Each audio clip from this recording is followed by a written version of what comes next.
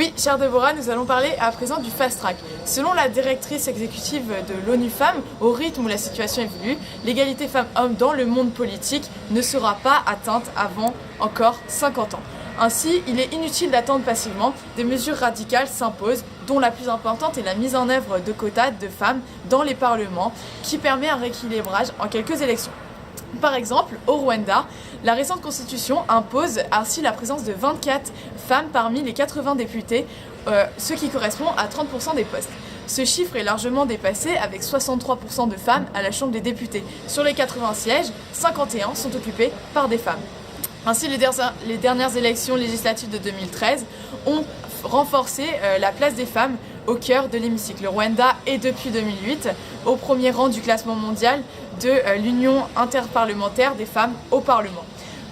Un autre exemple est l'exemple de la Belgique. De tous les États membres de l'Union européenne, il est un des premiers à s'être doté d'une loi instituant des quotas imposés par la loi de représentation politique pour les femmes.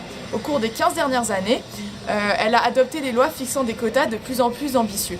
La loi Smek-Toback a fait passer la part des parlementaires de sexe minoritaire, c'est-à-dire les femmes, de 25% en 1999 contre 16% précédemment.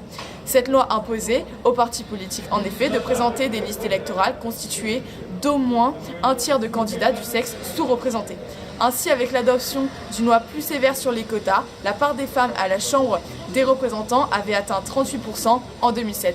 Selon ce texte, l'écart entre les sexes, quant au nombre de candidats inscrits sur toute liste électorale présentée par un parti, ne devait pas être supérieur à 1. Les deux premiers candidats sur la liste devaient en outre être un homme et une femme. Depuis la part des femmes à la Chambre des représentants est de 41%, 44% des parlementaires flamands et 50% des sénateurs. Mais cette égalité homme-femme ne concerne pas seulement le monde politique, mais aussi celui des entreprises.